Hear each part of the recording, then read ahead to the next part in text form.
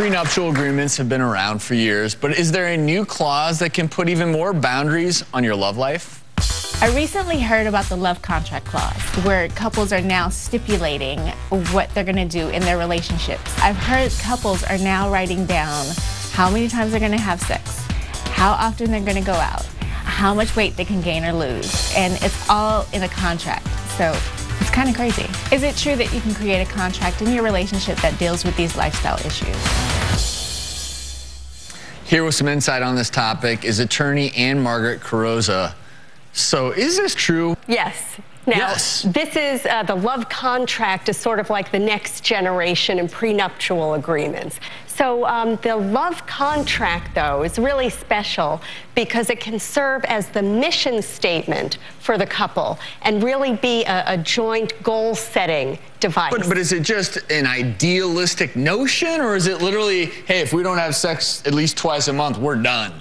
Is it well, the hit or miss targets? It's hit or miss enforceability within this contract. So we're going to have aspirational goals, our financial goals together, sexual expectations come into it. Now, that's probably not going to be legally enforceable in a court of law, but it's important to get that out there on the front end. Get all of your pet peeves out there. How often do you want your mother-in-law to visit?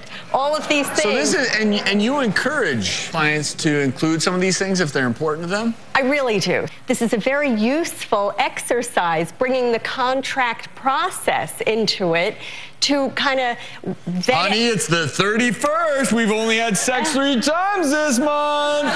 You know, we said 4 is the minimum. I mean, and you said you wouldn't get any more tattoos right here, yet you did. So it goes back and forth, and it forces the couple to sort of put these things out there on the front end. I want to move on to a Twitter question, because I think this is something really important a lot of people don't think about. At Lisa Sternfield asked, I'm putting off doing a will because it's expensive to hire a professional. Is there a cheaper way to do it myself without making mistakes?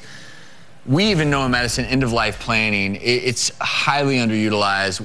Wills go along with that. What should someone like this do? Okay, don't do the will on your own. There's so much at stake. If you have limited finances, call around to a bunch of attorneys, see if someone is going to let you pay it off over time.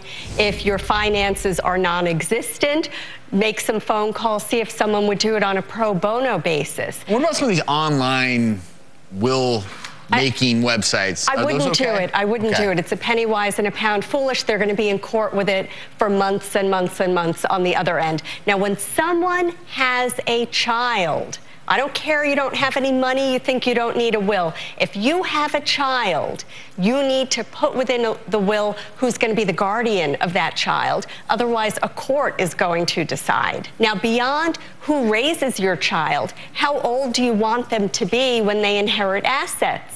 And we look at Whitney Houston, we look at Michael Jackson. There are good and bad examples out there of how we deal with property and our children. Whitney Houston's will allowed Bobby Christina to get $2.5 million at 21 years old.